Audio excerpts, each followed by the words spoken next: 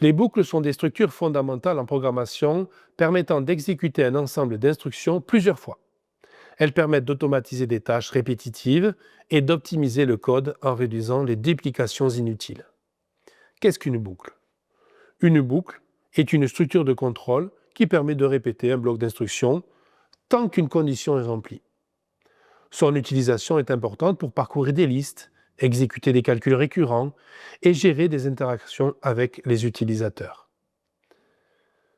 Rappelons ce que sont les types de boucles. Il y a la boucle pour, ou for en anglais, qui est utilisée lorsque le nombre d'itérations est connu à l'avance.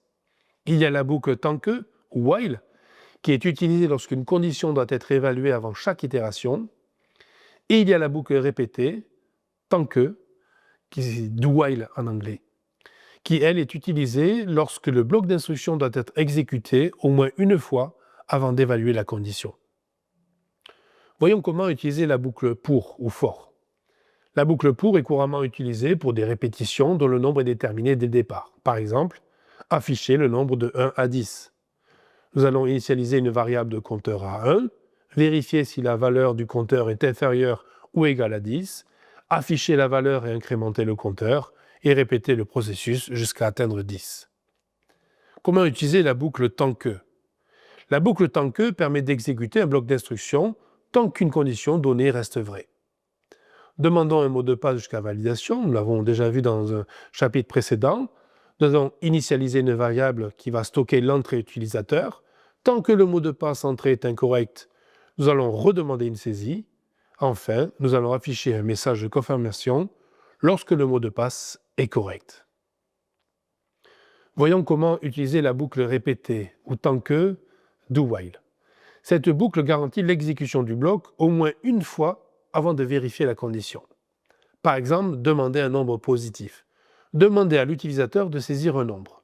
Répétez cette demande tant que le nombre est négatif.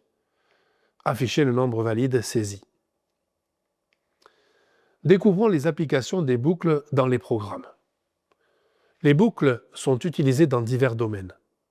Dans le traitement des tableaux et des listes, nous allons parcourir et manipuler des collections de données. Dans l'automatisation des tâches, nous allons exécuter des opérations répétitives comme le calcul d'une somme ou d'une moyenne. Dans l'interaction utilisateur, nous allons demander des entrées multiples tant qu'une condition n'est pas remplie. Dans l'optimisation des algorithmes, éviter la répétition de code et améliorer la performance. Quelles sont les bonnes pratiques à adopter pour l'utilisation des boucles?